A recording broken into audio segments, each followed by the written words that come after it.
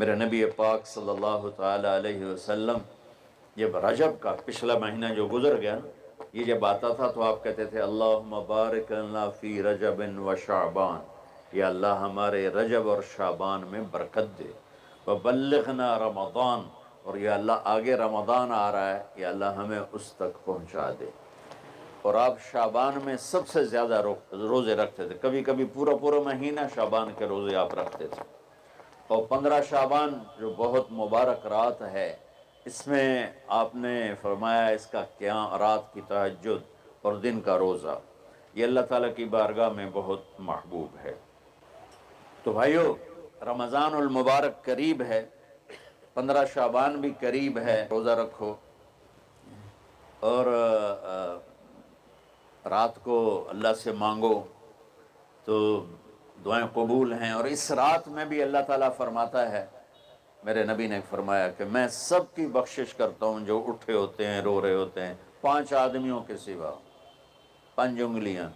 پہلا سنو، مشرک، دوسرا شاحن، دل میں بغض کینہ رکھنے والا، تیسرا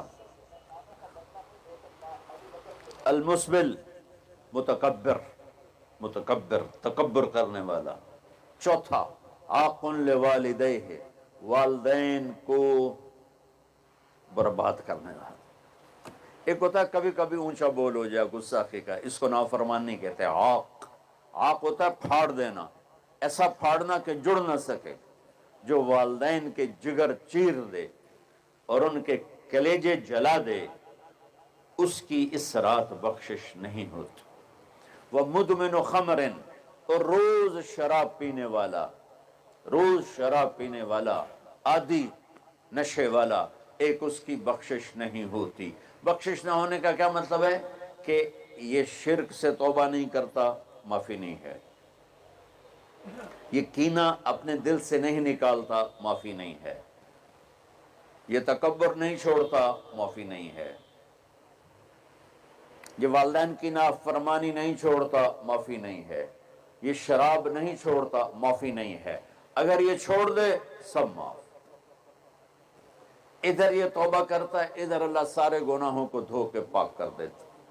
اور اللہ کی رحمت اتنی طاقتور ہے کہ میرا رب فرماتا ہے، یہ تو میں نے 5 غلطیاں بتائی ہیں، لیکن میرا رب فرماتا ہے میرا بندہ، میں تجھے عمر بھی دیتا ہوں، طاقت بھی دیتا ہوں، تو اتنے گناہ کر کے زمین فیصل آباد کی سے اٹھا کر آسمان کی چھت کو لگا دے، سوری دنیا گناہگار ہو جائے نا تو آسمان کیا چاند تک بھی گناہ نہیں جا سکتا۔ اور میرا اللہ کہہ رہا ہے ایک مرد عورت اتنے گناہ کرے کہ آسمان کی چھت کو لگا دے، پھر صرف ایک دفعہ مجھے کہے یا اللہ معاف کر، تو میں سارے ہی معاف کر دوں۔ تو بھائیو، یہ رات بھی معافی مانگنے کی ہے۔ اور اگر رمضان کا مہینہ تو پورا معافی کا مہینہ ہے کہ دوزخ کے دروازے بند ہو جاتے ہیں، جنت کے دروازے کھول دیے جاتے ہیں، شیطان قید، آپ دیکھتے نہیں نمازی کیوں بڑھ جاتے ہیں رمضان شریف میں؟ کہ وہ نامراد قید ہو جاؤں، تو کسی کو زنجیروں میں باندھا ہو وہ چل تو نہیں سکتا، چھوڑ دو زنجیریں تو چل پڑے گا۔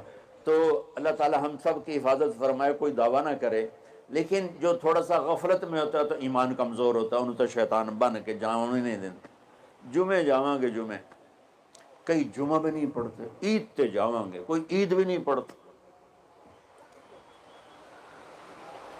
یہیں یہ ایک نگینہ سینما کے مالک نے بیان کروایا تھا اور اس نے بعد میں اس سینما کو گرا دیا، آج کل وہ کینیڈا میں ہوتا ہے۔